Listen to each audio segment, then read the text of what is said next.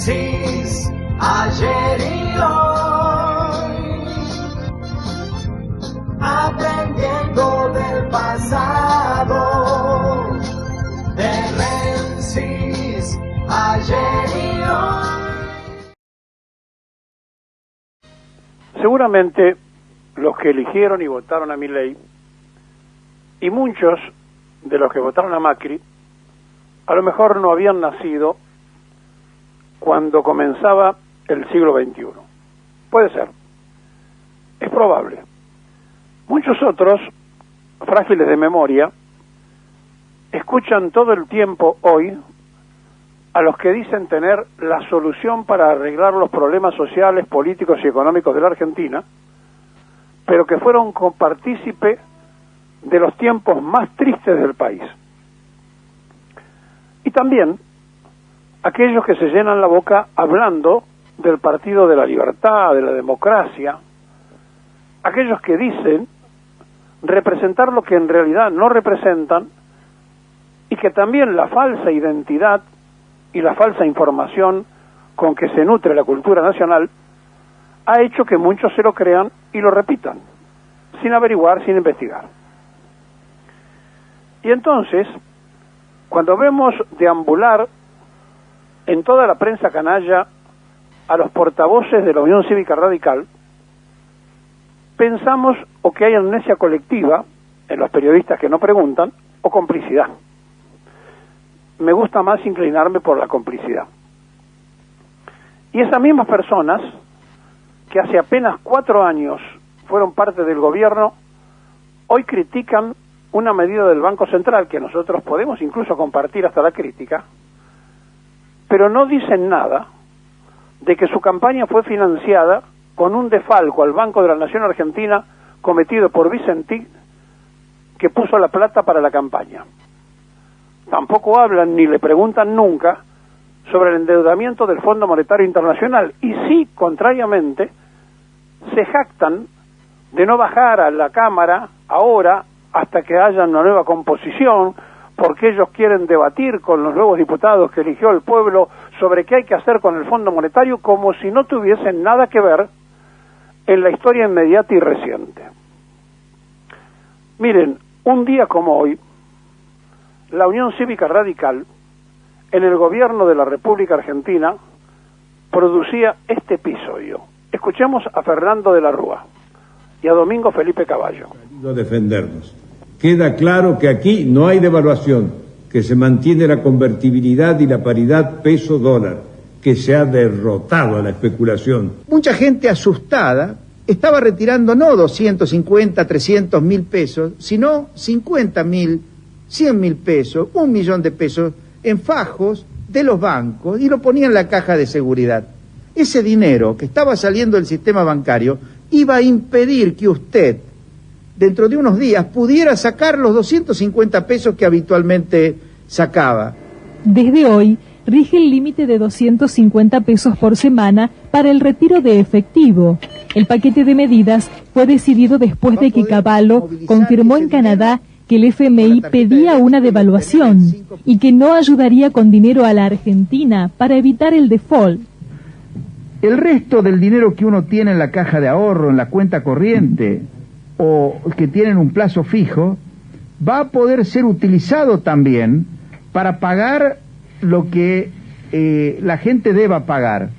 Pero esos pagos los va a tener que hacer o con cheque, si es una cuenta corriente, o lo va a tener que hacer con la tarjeta de débito. Las extracciones podrán ser acumulativas. Si en una semana una persona sacó 100 pesos, a la siguiente podrá sacar 400, o bien hacer una sola extracción de 1.000 pesos a fin de mes. Si uno paga con esa tarjeta de débito, recibe 5% del precio de venta como devolución del impuesto al valor agregado.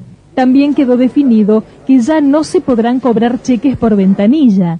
Quienes reciban uno deberán depositarlo en su caja de ahorro o cuenta corriente, o bien utilizarlo como pago endosándolo a favor de un tercero.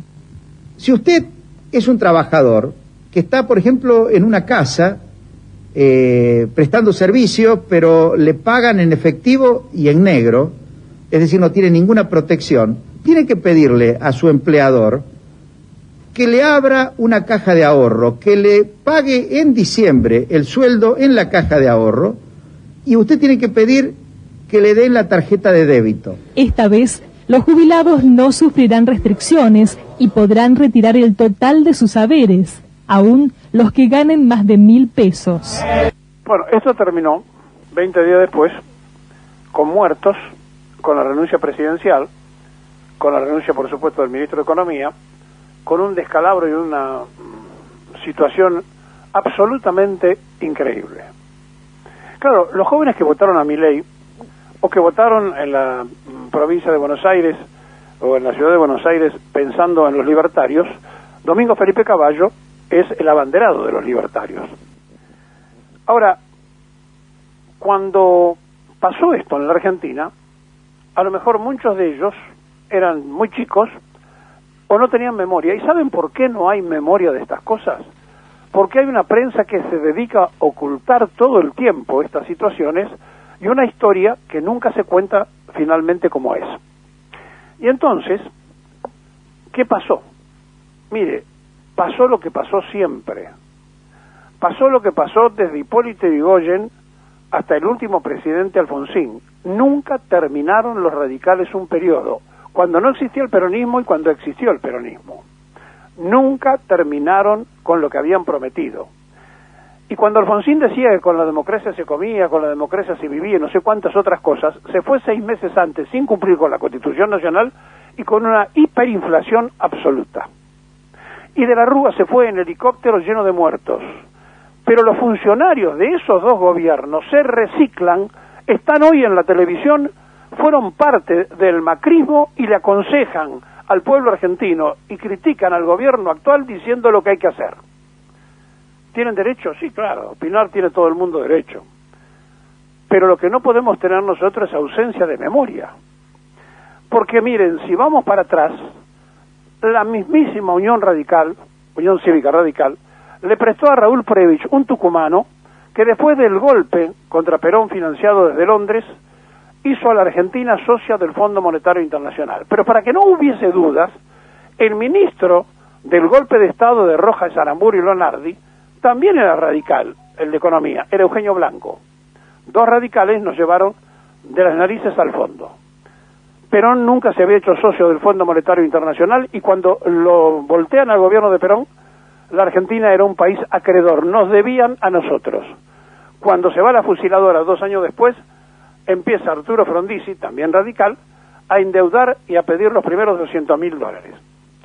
¿Quieren que sigamos con toda la historia de quienes se llenan la boca hablando de democracia, de libertad y de no sé cuántas cosas? Bueno, fueron partícipes de todos los golpes de Estado, pusieron funcionarios en todos los gobiernos militares y hoy dicen que no quieren bajar a dar quórum simplemente para una sesión de fin de año, como habitualmente se hace para aprobar un paquete de leyes.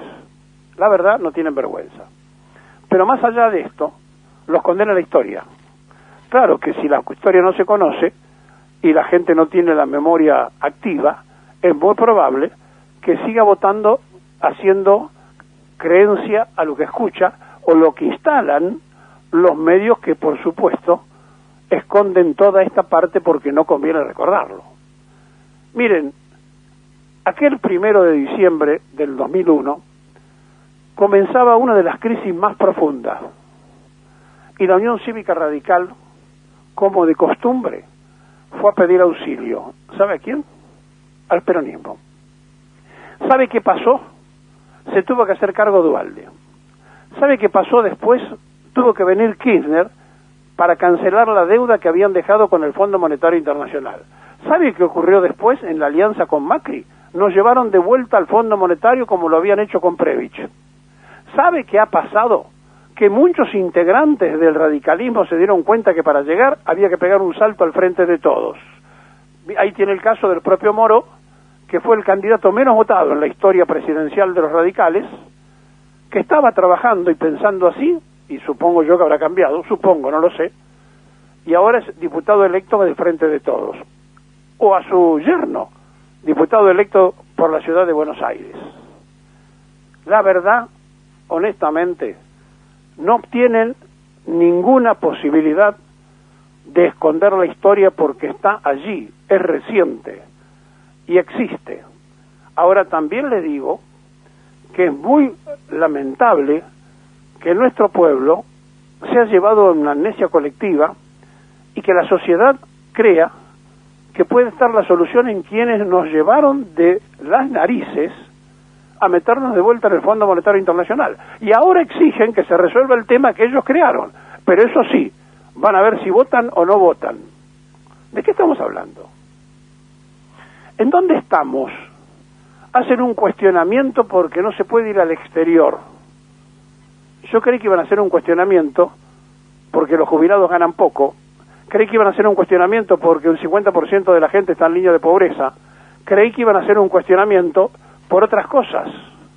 No tan preocupado por aquellos que no pueden viajar al exterior con una línea de crédito por tarjetas porque hay que prevenir que los dólares se queden aquí. Después podemos discutir lo que va a hacer este gobierno con el Fondo Monetario, que es otro tema que también hay que discutir. Y por la duda, para que tampoco tenga amnesia ninguno de los integrantes del Frente de Todo, en un ratito vamos a recordar lo que ocurría en la Argentina aquel día 1 de diciembre y cómo terminó cuando arreglaron con el fondo a pedido del fondo, para que no se olviden, por las dudas si alguno se olvidó.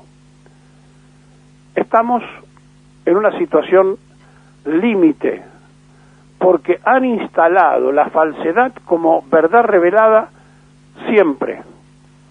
Y honestamente, cada vez que incendiaron el país, cuando existió el peronismo, llamaron al peronismo para ver si lo podía pagar.